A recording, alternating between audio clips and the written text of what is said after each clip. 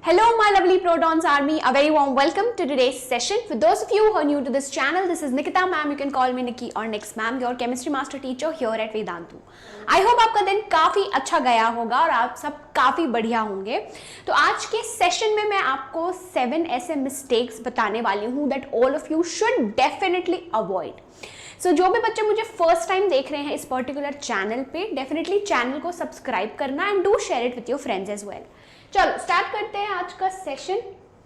Apart from that, अभी तक अगर आपने मुझे इंस्टाग्राम पे फॉलो नहीं किया है, my Instagram handle is nikita_08SAHU, वहां पे भी आप मेरे को फॉलो कर लेना। चलो, तो फर्स्ट जो मिस्टेक है that is actually over reliance on memorisation, rote learning, simply cramming the topics. तो कोई भी सब्जेक्ट हो, वो चाहे मैथ्स हो, एसएसटी हो, इवन एसएसटी में to some extent you can actually memorise it, ठीक है। Even for physics and biology, चीज़ों को समझ के याद रखोगे तो वो ज़्यादा टाइम तक आपको याद रहेगा। सिर्फ इस चीज़ पे रिलाई करना कि हम चीज़ें रट्टा मार लेंगे थोड़े टाइम तक के लिए, तो वो आपको बिल्कुल याद रहेगा। फिर ऐसा कोई कॉन्सेप्चुअल बेस्ड क्वेश्चन या कॉम्पिटेंसी बेस्ड क्वेश्चन आएगा तो आपको उसमें दिक्कत हो सकती है, right. So while rote memorization में help in the short term, true learning comes from understanding concepts and their applications. तो वही चीज़ मैंने बोला, कंसेप्चुअल अंडरस्टैंडिंग होना बहुत ज़्यादा ज़रूरी है। If you have conceptual understanding of all the topics, then you are cramming it, then you are memorizing it, then that will be beneficial for all of you in the long term, ठीक है। Students should focus on comprehension, critical thinking and problem solving skills that will simply rather than simply memorizing information. तो short term के लिए तो काफ़ी ज़्यादा useful होगा कि हाँ आप चीज़ें जल्दी से रट्टा मार ले रहे हो, but in the long term आपको प्रॉब्लम सॉल्विंग स्किल्स आनी चाहिए, critical thinking, conceptual understanding, rote learning basically आनी चाहिए हर सब्जेक्ट का, ठीक है। तो ये मिस्टेक बिल्कुल भी मत करना। नेक्स्ट है procrastination. Putting off task until the last minute can lead to rushed work and lower quality results. तो कभी कभी होता है कि हम ना चीज़ों को पोस्टपोन करते रहते हैं इन द लॉन्ग टर्म। फिर क्या होता है, there is actually pile up of things, उस वजह से फिर एंड में इतनी सारे चीज़ें रह जाती हैं। So that can lead to lot of wastage of time. Instead of procrastination, do the smaller tasks every day, ठीक है। Do smaller task every day ताकि वो पाइल अप ना हो इन द लॉन्ग रन, ठीक है। It's essential to manage time effectively and break task into smaller manageable chunks. तो अगर आप बहुत कॉम्प्लेक्स टास्क है, बहुत लेंदी टास्क है, उसको आप स्मॉलर चंक्स में डिवाइड करके, मैनेजेबल चंक्स में डिवाइड करके वो काम कर सकते हो। सो प्रोक्रास्टिनेशन यानी कि टाइम वेस्ट करना आप अवॉइड करना, क्योंकि फिर इन द लॉन्ग रन एग्जाम के टाइम में आपको दिक्कत आएगी, ठीक है। नेक्स्ट है आपका ignoring the importance of mathematics. कुछ ऐसे सेट ऑफ स्टूडेंट्स होंगे जिनकी मैथ्स वीक होगी, विच इज एब्सोल्युटली ओके, लेकिन जो सब्जेक्ट स्पेशली मैथ्स की अगर मैं बात करूँ, कैलकुलेशन पार्ट थोड़ा वीक है तो आपको उसमें ध्यान देना होगा, क्योंकि फिजिक्स के फिर न्यूमेरिकल इतना ईजिली अप्रोच नहीं कर पाओगे, या केमिस्ट्री के कुछ एक हम चैप्टर पढ़ेंगे कॉन्सेंट्रेशन ऑफ सोल्यूशन, उसमें भी आपको क्वेश्चन सॉल्व करना है, न्यूमेरिकल है, तो उसमें आपको दिक्कत आएगी, ठीक है। तो if your maths is weak, आप उस चीज़ को daily at least half an hour calculation based questions practice करो, क्योंकि whatever subject is your weak, उस पर आप काम करोगे तभी वो इम्प्रूव होगा, ठीक है। So neglecting to improve math skills can hinder a student's ability to solve other subjects like chemistry, physics and specially जो problems, यानी कि अगर मैं बोलूँ न्यूमेरिकल सॉल्व करने में दिक्कत आएगी, ठीक है, न्यूमेरिकल सॉल्व करने में दिक्कत आएगी। सो मैथ्स अगर आपकी वीक है, it's fine, what you need to do, you have to practice maths के calculation based questions every day, ठीक है।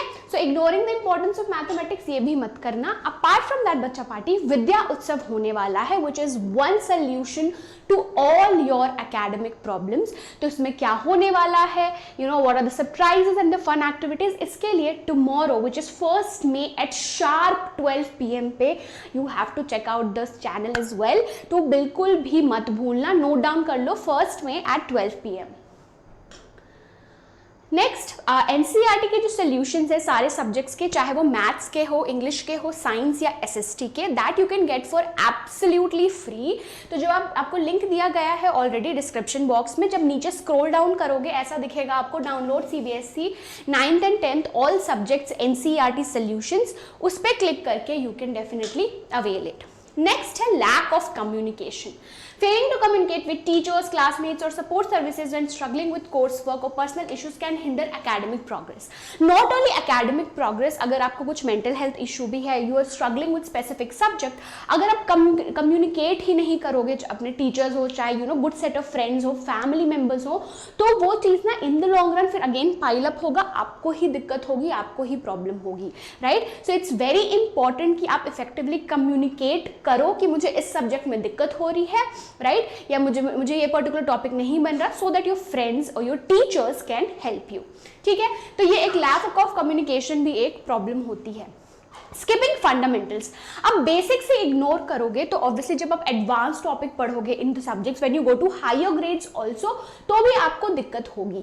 तो बेसिक्स को इग्नोर मत करना, फंडामेंटल टॉपिक्स को इग्नोर मत करना. जैसे कि मैथमेटिक्स में बेसिक एरिथमेटिक या एल्जेब्रिक कॉन्सेप्ट्स है, इन पे आपको अच्छे से मास्टर करना है ताकि आप मोर कॉम्प्लेक्स क्वेश्चन सॉल्व करो, right. So in long run when you actually go to higher grades और कॉम्प्लेक्स चीजें हम पढ़ते हैं, तो आपके बेसिक्स जब अच्छे होंगे तो इन द लॉन्ग रन वो काफी आपको हेल्पफुल होगा.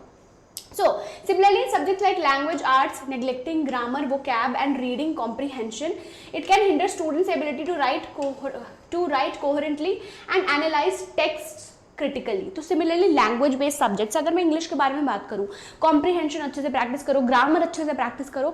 जितना बेसिक स्ट्रॉन्ग रखोगे एडवांस टॉपिक्स उतना अच्छे से पढ़ पाओगे.